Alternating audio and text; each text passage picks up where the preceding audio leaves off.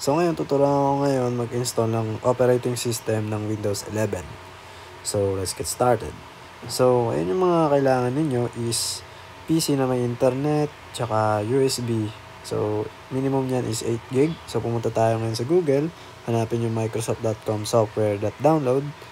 So ayan, pipili tayo dyan. Windows 11 of course. So, ito yung piliin natin is yung Create Windows 11 Installation Media. Download natin. So, isave natin siya sa mismong file natin. Makikita natin yung dyan ngayon. Pagkatapos natin i-download. At isaksak na natin yung bootable USB drive natin. So, ayan. Next lang natin siya. So, piliin natin yung Windows 11. Then, sa language naman, kayo na yung bahala. So, next natin siya. So, choose yung media natin kung ano yung gagamitin. So, syempre, flash drive na may minimum na 8 GB. Then select next. Okay, pindutin natin yung pangalan ng USB natin. Next.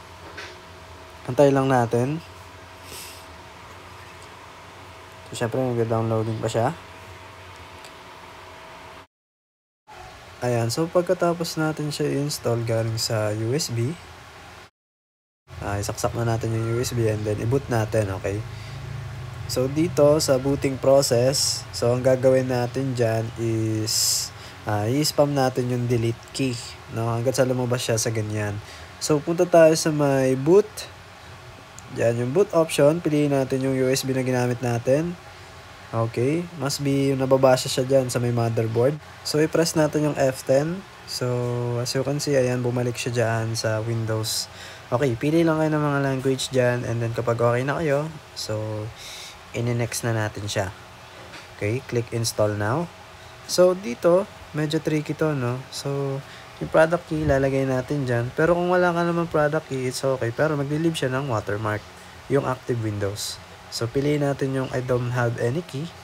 So, dito, pipili tayo kung ano yung kakailanganin natin. So, it's either pwedeng Windows 11 Pro, Windows 11 Home. So, take note guys. So, bawat product key, hindi po siya universal. So, kung home lang is home lang, okay?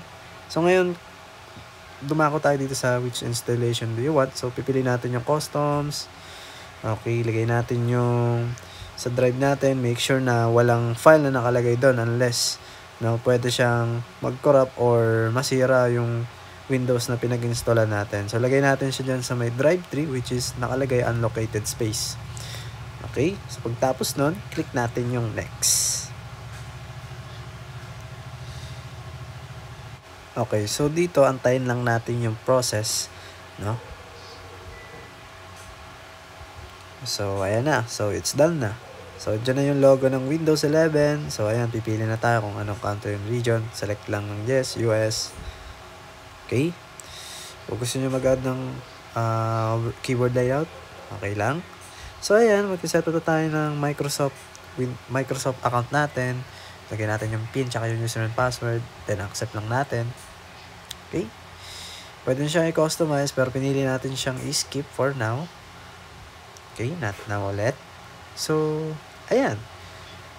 As you can see, booted na po ang ating Windows 11, no? So, you can see, napakaganda naman yan, no? So, paano siya i-activate yung Windows kapag naisipan nyo na siyang i-activate? So, first, search nyo, activate settings. Diyan. So, diyan sa may activation state na yan, ilalagay nyo po dyan, no? Yung product key. So, that is all, guys, no?